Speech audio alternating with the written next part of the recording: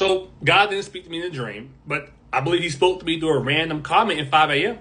So this is part 2 of that prayer weeks, and it's happened on that Wednesday. Now, 5 a.m. is what I say if I'm ready for work, but I woke up at 3 a.m. My Garmin watch showed that I woke up at like 10, I fell asleep at 10:22, up by 3:48, which is about 5 hours of sleep. I had about 2 hours to go back to bed, but I kind of went back on YouTube and did some endless scrolling right there.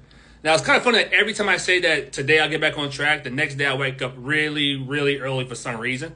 But, the best option I did at the time was some YouTube shorts. Now, the significant moment hit around 5 a.m., around mid-scroll, where I was also in between the videos and like phone games.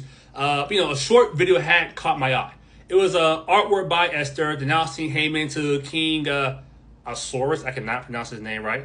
Nothing too special, but I decided to go glance at the comments for this one. And one of the top comments, I mentioned that Esther was fasting about 3 days, praying to God, which was an interesting fact and true unlike most comment section trivias when people talk about the Bible and stuff.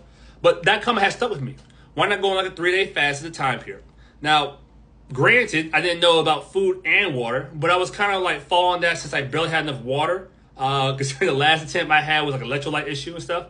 But now, when I said 3 days, I was also trying to figure out whether I was going to end on Friday night or Saturday morning, or end on Friday night and end on like Sunday morning.